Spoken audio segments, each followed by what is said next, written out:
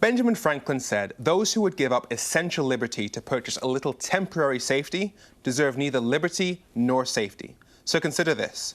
The police are going to start systematically using live facial recognition software, which independent analysis says is 81% inaccurate anyway, under a government which I believe is hugely hostile towards human rights, be it a foreign secretary who doesn't believe in economic and social rights, or a home secretary who once reportedly advocated the death penalty.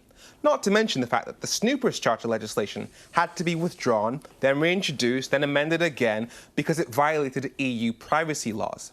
Now, obviously, our safety and security is vital, and facial recognition software to fight crime and improve our national security could be really helpful in that, but only if it was used lawfully. It would need to be coupled with a binding written constitution which permanently guaranteed minimum standards on right to privacy, a right to be forgotten, due process, non-discrimination, free speech, and even a right to life. And right now, we just don't have that.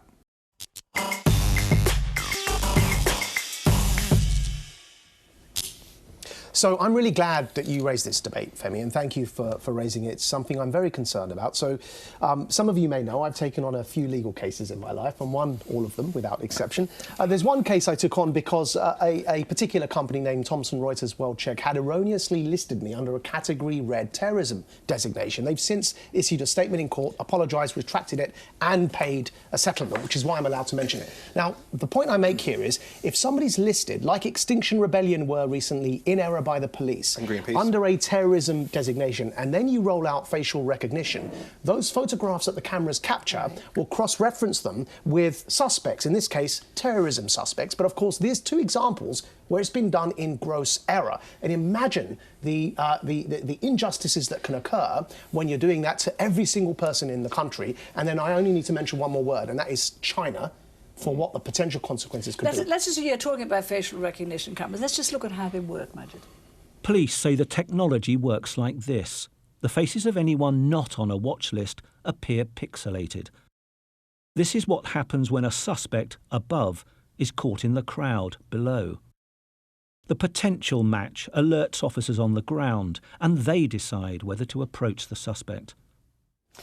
You know, my worry is we are already the most spied upon country in the free world.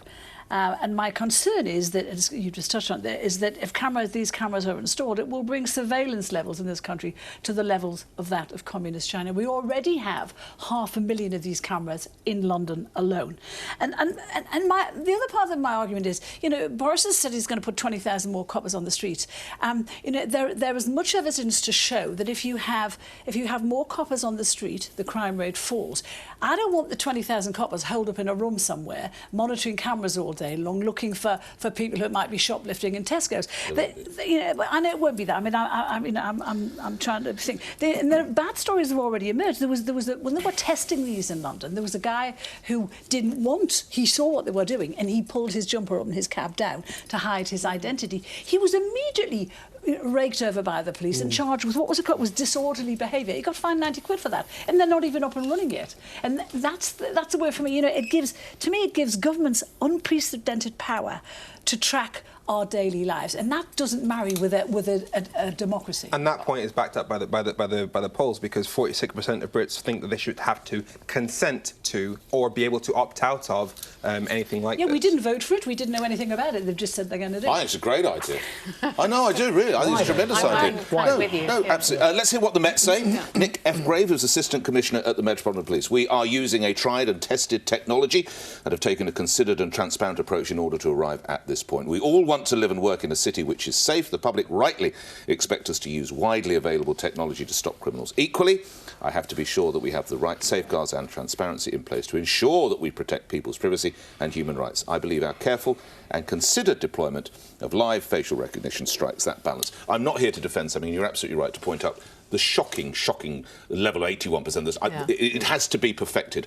I'm not here to defend something that obviously caused you issues and is blatantly wrong. I'm here to defend the principle, which is if you've got people attending a rock concert, a rugby game, a football game, whatever it might be, and do we need to talk about the Ariana Grande concert? Yeah. If that could prevent that, taking on board what you say, it has to work, it can't be 80% wrong, then I am ready to sign off on it. I was going to mention that as well. I mean, when you were reading out your intro, I was thinking if I was a parent of one of the children who lost their lives in Manchester, would you have welcomed the use of that sort of surveillance technology? Of course you would. It would have saved, you know, tens of lives.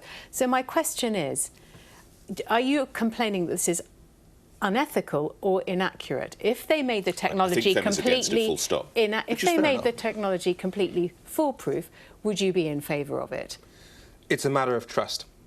We don't have a written constitution, which means we don't know what the government's going to do with the information that they get from this facial recognition technology. What do you feel that would, Femi? We are dealing with a government that they've already put Greenpeace on a terrorist watch list. They deported 100 EU citizens by mistake in 2000. Sorry, Extinction Rebellion, wasn't it? No, they sent. They sent 100 letters of deportation to EU citizens by mistake in 2016. We've got the Windrush, where we deported our own citizens. We are dealing with a government that cannot be trusted. It is that simple. Right. Can we Giving hear them what... that kind of power?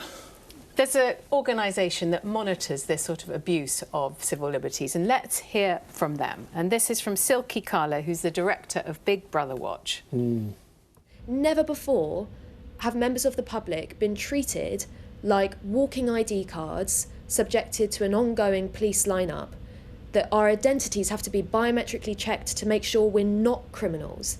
That's a complete inversion of the traditional presumption of innocence that is so at the heart of British civil liberties. And that's why I think this is none less than an assault on our rights. Well, you know, obviously this is debate has to we be live in a had. world where children are blown up at pop. I mean, I respect Silky Carlo, but we live in a world where... But Femi was talking about the issue of trust here. And if I trusted governments to use this properly, I'd say absolutely do it. In America, San Francisco has banned it. Many other states are about to follow suit because of the inaccuracies. And what you don't want is governments and companies being secretive about where and how they're using them. And I fear that will happen. I fear that will happen. Also, the argument you're using about security, I just wonder why that argument is, of course, always applied. So it's always the thin end of the wedge. We always try and erode civil liberties by arguing that it makes us safer. And I'm just wondering where you draw the line on that kind of conversation. And we don't traditionally in this country do that. Actually, we've got a proud tradition of not having to show your papers and all the rest of it, which is why I think Femi's Rachel, that wasn't my question, though. My question was that when people try and make a case for eroding civil liberties, it is usually a security argument they use. And, of course, that can be applied on multiple things. But you do not buy my argument about a pop concert. I do think it will make us... So the thing is, there's a trade-off. That's my question to you. The trade-off is that, of course, I could make this country a lot safer by forcing compulsory ID cards. Everyone has to give their fingerprint and DNA, facial recognition. At what point do we say it's too much power for the state to have to keep us safe? Did anybody see a drama recently called The Capture? And it featured exactly this about these facial recognition cameras. And it showed you the government misusing and abusing it to fit up certain people for certain offences. And I fear that's what can happen. Anyone who's watched Person of Interest knows that this can be misused. I know you probably might not have watched that show, but the point is, I don't have a problem with the technology in and of itself. It is a simple matter of trust. We don't. If the government put in a legally binding constitution whereby you had minimum standards guaranteed on right to privacy, right to life, and those sorts of things, then that would make me a lot more comfortable with it. But right now, the government in place, not a massive fan. They have absolute power, so there's no input from any other parties. So it would just be it would be a government that is massively hostile. Femi, the new iPhone 11 has got facial recognition technology, and presumably that's all uploading to a cloud, and who knows who's got access to that data. It doesn't make it right. Got to move on, guys. Okay.